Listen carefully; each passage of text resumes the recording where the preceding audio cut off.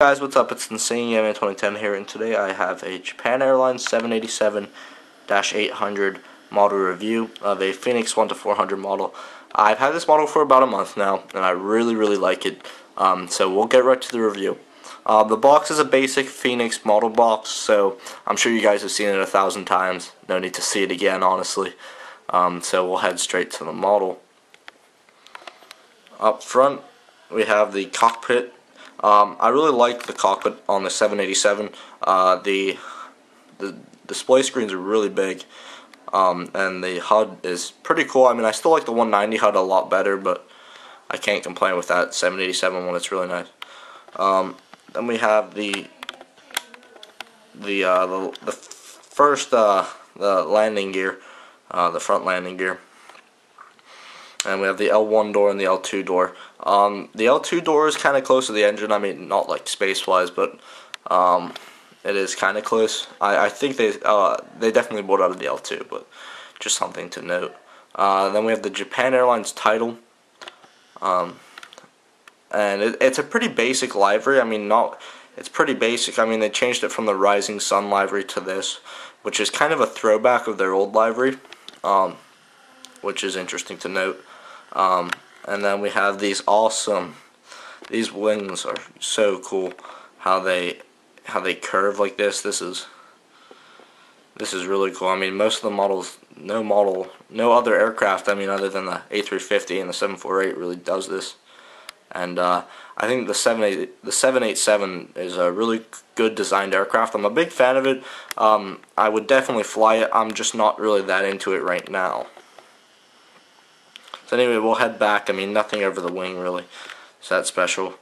We have a UNICEF, and I've got to zoom back. I mean, the livery, the paint on this really screws up the camera and the focusing somehow. So we support UNICEF sticker on all JAL aircraft, and then we have the registration at the back, Juliet Alpha 825 Juliet. A cool thing about this aircraft is it's actually in maintenance in Narita right now, but its last flight before it went into maintenance was a Boston to Narita flight, operating JAL Flight 7, which is the reason why I got this model is because he operates JAL Flight 8 to Boston from Narita, about a 12-hour, 10-minute flight that arrives into Boston around 9:50, and then JAL Flight 7, which leaves Boston around 1 o'clock, starts a 3-hour flight out to Narita, which arrives in Narita around 3.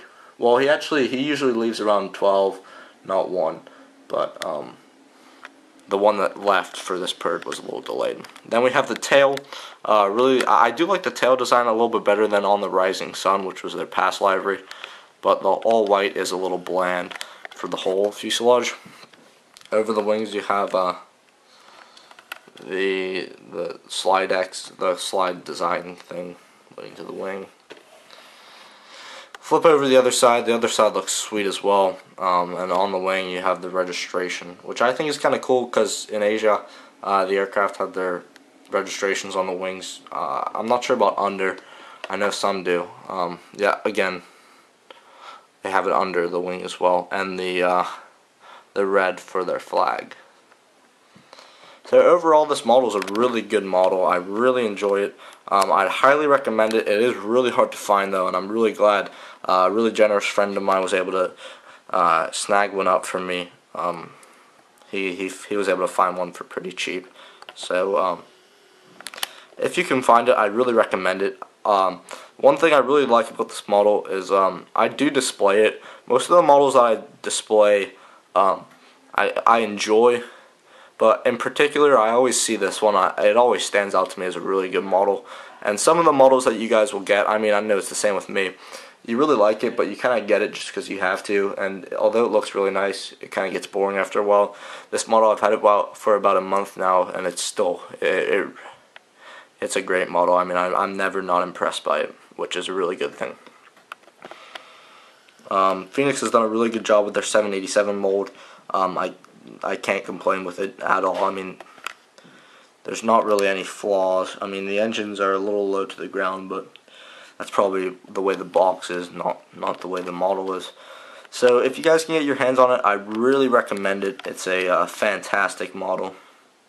And that basically wraps it up for the model review. I'd like to thank you guys for watching, and I apologize, this will be my first aircraft model review or model airport in a while.